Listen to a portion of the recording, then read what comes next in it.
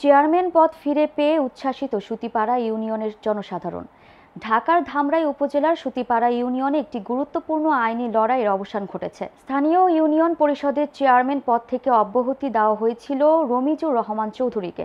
তবে 16 এপ্রিল হাইকোর্টে রিটের মাধ্যমে তিনি পুনরায় চেয়ারম্যান পদ ফিরে পান। স্থানীয়দের মতে রমিজুর রহমান চৌধুরী গত 17 বছর ধরে বিএনপির রাজনীতির সঙ্গে সম্পৃক্ত ছিলেন।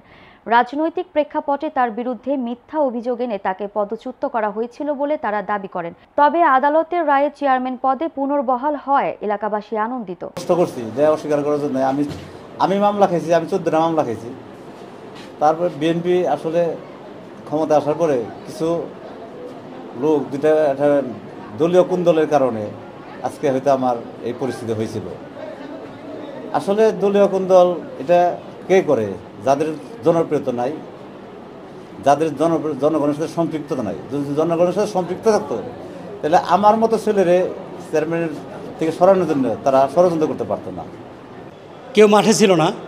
উনি কিন্তু বিভিন্ন মামলা ঝামেলায় সমস্ত মামলাতে সে আসামি হয়েছে এবং সুতিপাড়া ইউনিয়নের যে সকল নেতাকর্মী মামলা আসামি হয়েছে তাদের প্রত্যেককেই আসলে 14টা মামলা খাইছে এবং যে উনির ভাইয়ে বিএনপি যে সমস্ত নেতাকর্মীরা ছিল তাদেরকে একত্র করে তাদেরকে নিয়ে দলের সংগ্রাম, দলের এলাকার মানুষ সবাই খুশি। ঠিক আছে, আমাদের চেয়ারম্যান সাহেব মনে না থাকার কারণে অনেক কাজকাম অনেক কিছুই করতে না ছিল। ম্যাডাম নতুন করে ফিরে বরণ করে নিয়েছি আমাদের চেয়ারম্যান সাহেবকে।